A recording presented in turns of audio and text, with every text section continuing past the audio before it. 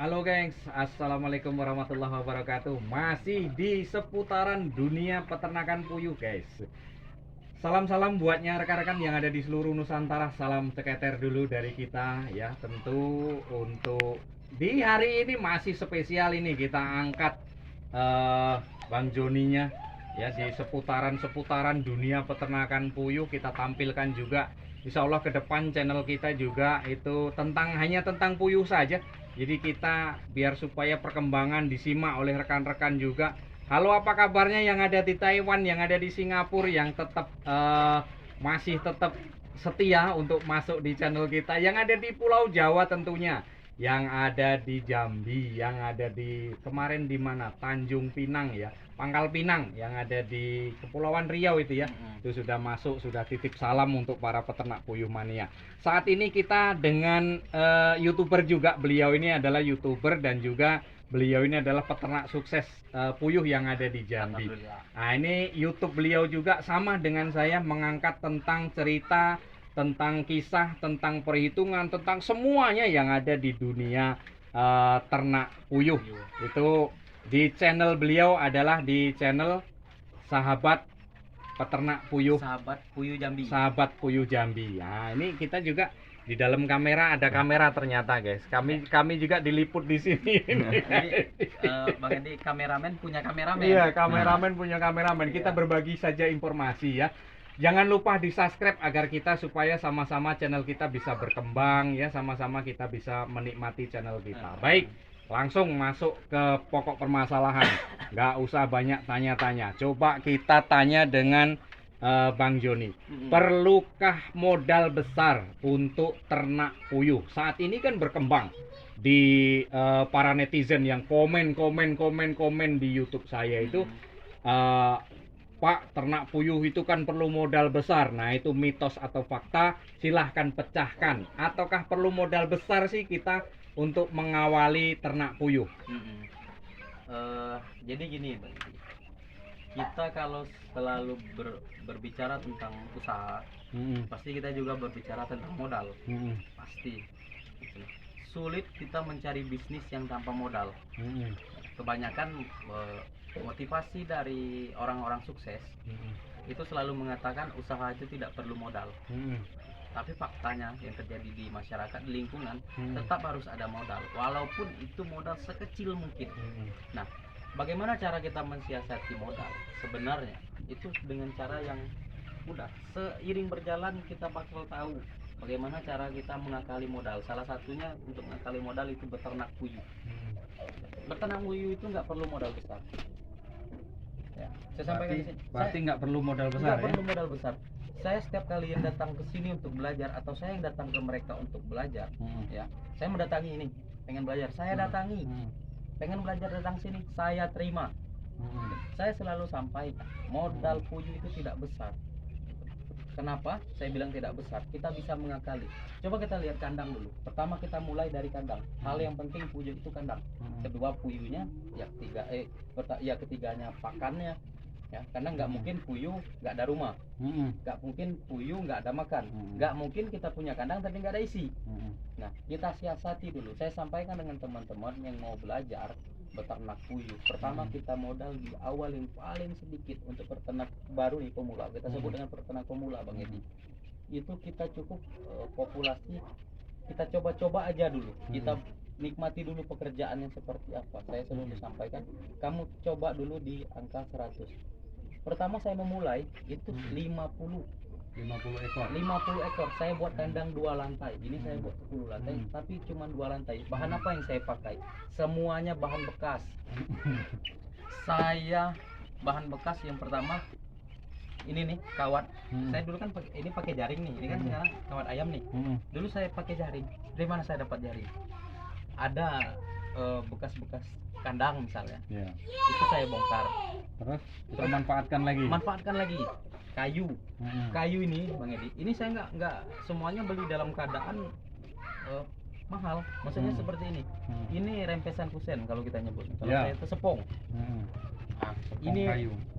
sebatangnya cuma 2000, panjangnya 2 meter 3 meter, dan ini bisa kita manfaatkan banyak sekali manfaatnya. Ini pakai sepong semuanya, murah. Kalau kita pakai reng semuanya kan kayu reng nih ataupun besi, ya sudah berapa Mahal ya. mahal.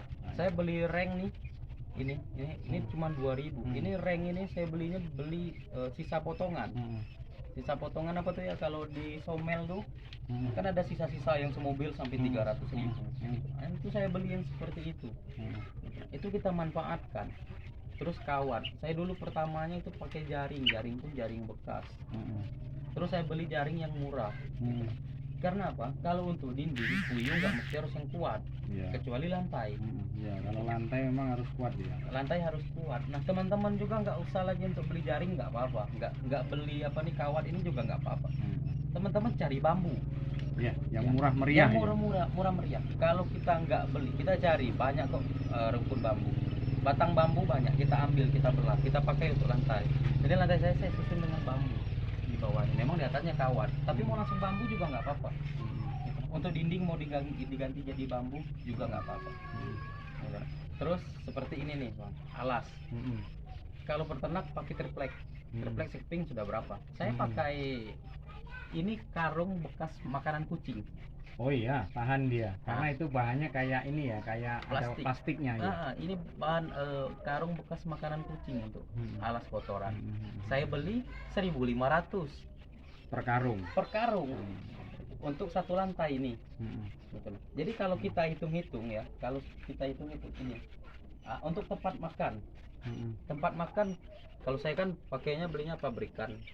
Memang saya orangnya pemalas sih bang. Gitu lah. Jujur ya. Ya,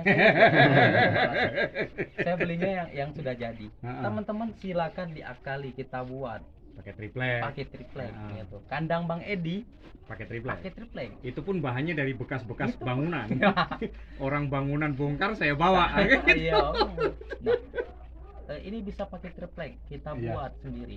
Nggak usah dengan bentuk seperti ini juga nggak apa-apa. Bentuk kotak juga nggak apa-apa. Yang penting jadi tempat makan. Tempat minum kita harus beli karena kita nggak bisa beli wadahnya aja, wadahnya penampungan di bawahnya boleh. Atasnya penampungan air, stok airnya pakai apa? Botol aqua. Iya, boleh juga. Boleh juga gitu nah. Pakai botol aqua. Dimodifikasi lagi. Iya, dimodifikasi boleh pakai aqua. Jadi gini. Untuk buat kandang seperti ini yang populasi saya 50, saya seperti apa hematnya, benar-benar hemat. Dan sekarang terbukti alhamdulillah berkat lingkungan, berkat orang tua, keluarga dan lain-lain, doa orang tua dan juga berkat anugerah dari Allah. Ya alhamdulillah saya sekarang punyanya 1.400. Gitu. Diawali dari 50. Gitu. Jadi untuk peternak pemula nggak usah berpikir apakah besar modal untuk beternak puyuh. Enggak, modal itu tergantung kita Gitu ya. Iya, kita akali semurah mungkin Ya, semaksimal mungkin lah. semaksimal, seminim mungkin. Ya, kita Modalnya tekan modalnya iya, ya. modalnya sekecil mungkin, untungnya sebesar-besar mungkin. Gitu. Nah, untuk modal, untuk keuntungan teman-teman silakan tonton di video sebelum ini tadi, di upload tadi. Silakan teman-teman lihat sendiri. Nah, untuk bagaimana mensiasati lagi supaya populasi kita bertambah. Ya, kalau tadi kita mensiasati kandang ya bang ya. Ini kandang bertelur nih. Kita pikirkan kandang besar nih. Iya. Kandang besar. Kandang besar ini teman-teman nggak usah berpikir nanti buat kandang besarnya seperti apa, dindingnya harus papan, modalnya besar lagi, enggak. Saya pakai terpal bang, 4.000 meter. Pakai terpal ya. Iya. Gitu. Kayunya aja bang, saya nggak pakai kayu 46, kayu cetak enggak, kayu bulat, 5.000 sebatang. Kalau kita tinggal di daerah seperti saya berkebun, perkebunan seperti ini, hutan dekat hutan, nggak usah beli, Tinggal nyari tinggal ya. nyari di Nah, hutan. itu. Mungkin kalau rekan-rekan yang di Jawa yang di mana-mana kan bisa ya. Artinya kan bukan harus kayu bulat ataukah mungkin bambu yang tahan ya, itu bisa juga ya. Bisa juga. Pokoknya intinya kan kita mensiasati mensiasati modal itu tadi. Modal tadi. Kita tekan agar supaya tidak ada pengeluaran banyak kan gitu. seiring berjalannya waktu kan bisa nambah-nambah sendiri gitu. Iya. Nah, proses nambah kemarin itu. Nah, kalau proses nambah seperti ini. Saya pertamanya 50. Memang setelah dari 50 itu saya naikkan jadi 500. Karena nggak mungkin, karena sulit ya untuk mencapai 500. Saya keluar lagi modal memang. Untuk beli bibit. Untuk beli bibitnya saya beli lagi 500. Gitu, nah, langsung saya keluarkan modal, saya minta bantuan. Ya tetap bantuan tetap dari tangan orang lain, nggak dari tangan saya sendiri. Tetap bantuan orang lain. Saya beli lagi bibit 500 waktu itu. Nah, cara mensiasatinya sampai dengan 1400 sekarang. Dari 500 itu saya waktu itu masih bekerja. Gitu nah. Jadi saya bekerja, kehidupan saya sehari-hari dari hasil kerja saya, Bang. Waktu itu saya ngelola 500 itu nggak lama, cepat gitu. Maksudnya membersihkan kotoran itu nggak butuh waktu berhari-hari, cukup 2 jam 3 jam selesai. Kasih makan juga cukup 30 menit 1 jam selesai 500 ekor tadi. Gitu. Nah, hasilnya ya saya belikan lagi untuk modal pakan lagi. Keuntungannya saya tabung, saya kumpulkan. Gitu. Nah, dari puyuh untuk puyuh lah. Dari puyuh untuk puyuh. Akhirnya apa? Kalau saya sudah dapat lagi, saya belikan bibit dulu. Gitu nah, saya beli bibit dulu semampu. Gitu. Dalam waktu 6 bulan waktu itu, targetnya 6 bulan. Dari 500 tadi saya harus ketemunya 1000. Gimana caranya? Dalam waktu 6 bulan, 6 bulan itu saya kumpulkan hasilnya. Hasilnya saya kumpulkan, saya beli bibit. Gitu. Tapi memang ada dari sisa tadi masih ada kan untuk beli pakan.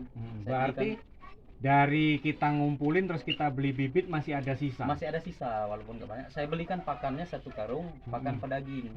Ini pakan pedaging ini. Nah, ini kalau kita 500 ekor, kita habis ini berapa karung ya? 500 sampai betelor. Sampai betelor Ya, itu sekitar 5 atau 6. Ya, sekitar itu.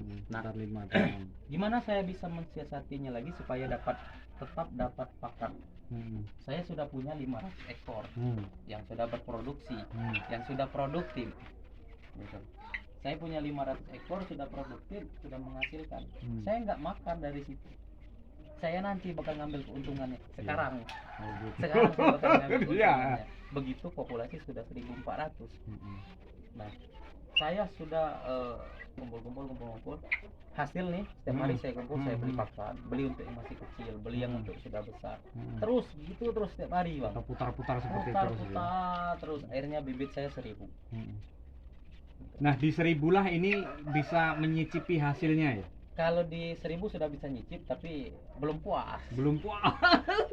Karena saya harus ngejar lagi 500 lagi. Oh gitu. Tapi 500 awal tadi, yang kita punya 500 tadi, itu sudah bisa saya cicil. 500 yang kita hidupkan kedua tadi, itu untuk menghidupi 500 yang ketiga. Jadi 3 kali. Oh gitu. 500 pertama untuk menghidupkan 500 kedua, 500 kedua untuk menghidupkan yang 500 ketiga, 500 pertama untuk kehidupan kita. Sudah dapat untung, walaupun memang belum 100%. Sekarang sudah punya 1400, 100% kita punya keuntungan. Tapi dengan ingat ya, dengan catatan jangan terlena. Maksudnya terlena? Sudah ngaruh hasil terus. Iya, sudah 1400 nih, Bang. Wah, enak nih. Terus. Tapi harus ingat, puyuh punya masa akhir 2 tahun. Oh gitu. Ya, jadi harus tetap waspada ya. Tetap harus ada untuk permajaan. Permajaan lagi. Saya sudah ambil lagi bibit dari Bang Edi. Itu teman-teman untuk permajaan. Untuk permajaan. Nah, untuk teman-teman ya jangan ini ya. Jangan ragu beli bibit di Bang Edi. Oke, ya, siap kirim keluar kota ya, Bang ya? Siap, tapi nyukupi dulu kebutuhan rekan-rekan yang ada di Jambi dulu. Cukupi untuk saya dulu, Bang, 700. Siap. Ya. Kasihan nanti kalau kita keluar provinsi terus tapi kawan-kawan nggak dapat kan, kasihan nanti. Bang Edi kan punya utang lagi nih. Iya, saya masih ada. Tapi ini minggu depan nanti netes lagi. Tiap minggu nanti ada netes. Nah, untuk teman-teman nggak usah ragu, hampir kebanyakan pembibitan ya semuanya di Bang Edi. Dan juga dari hasil yang tadi itu caranya untuk mensiasati supaya kita dapat populasi 1000-1500. Berapa keuntungannya yang kita dapat, silakan tonton di video sebelumnya. Disitulah sudah kita sampaikan berapa keuntungan, berapa kita jual per hari, berapa keuntungan yang kita dapat. Ya, untuk teman-teman tonton videonya, ikuti terus channel Bang Edi. Oke, siap. Channel saya juga ya. Oke. Baik guys, nah, itulah tadi rekan-rekan kita bincang-bincang kita mengenai seputaran ternak puyuh, yang intinya kesimpulannya berarti kita ternak puyuh itu, ternak burung puyuh ini tidak perlu modal besar lah ya untuk mengawalinya. Yang jelas perlu keuletan, perlu kegigihan, harus tahan banting di situ. Kita harus menjalani semua proses yang akan kita hadapi. Nah, rekan-rekanku, terima kasih sekali yang sudah mampir di channel. Mampir dulu ngopi-ngopi di sini, silahkan mampir di channel. Yang sudah masuk di channel dan yang sudah juga masuk di channel sahabat Puyuh Jambi, terima kasih juga. Kami terucapkan terima kasih yang sudah like, yang sudah komen, yang sudah subscribe.